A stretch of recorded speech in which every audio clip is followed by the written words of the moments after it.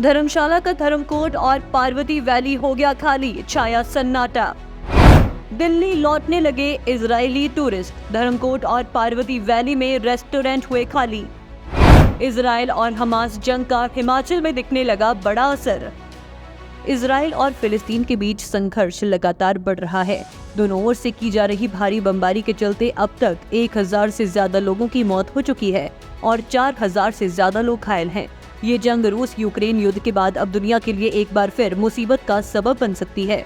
इसका असर भारत में भी पेट्रोल डीजल की कीमतों में बढ़ोतरी के रूप में देखने को मिल सकता है। तो वहीं इस जंग से हिमाचल भी अछूता नहीं रहा।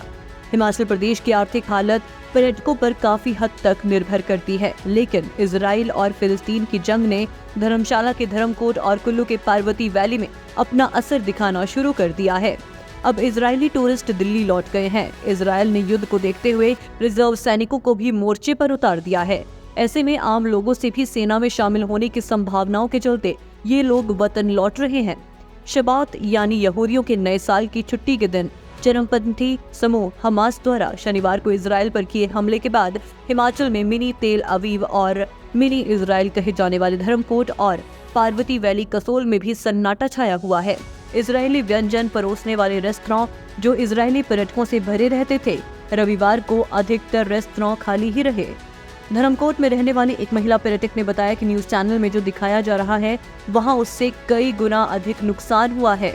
उनके दोस्त और परिवार के लोग सोशल मीडिया ऐप के जरिए फोटोज और वीडियो भेज रहे हैं जो काफी भयावह हैं। बच्चों तक को भी नहीं बख्शा गया।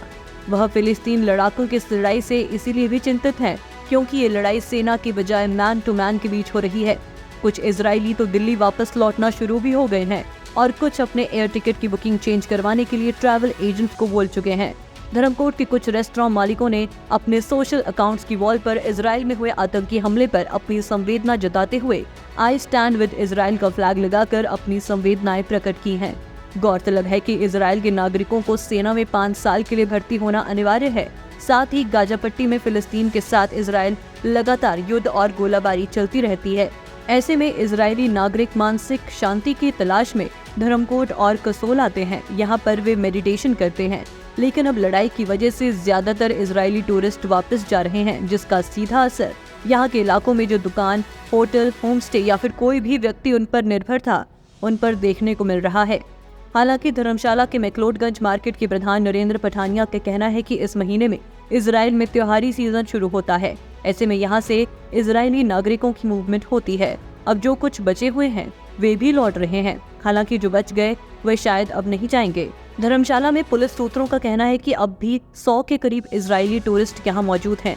हालांकि यहाँ किसी भी तरह का तनाव नहीं है, सब कुछ सेफ है। ब्यूरो रिपोर्ट, पहाड़ी हलचल।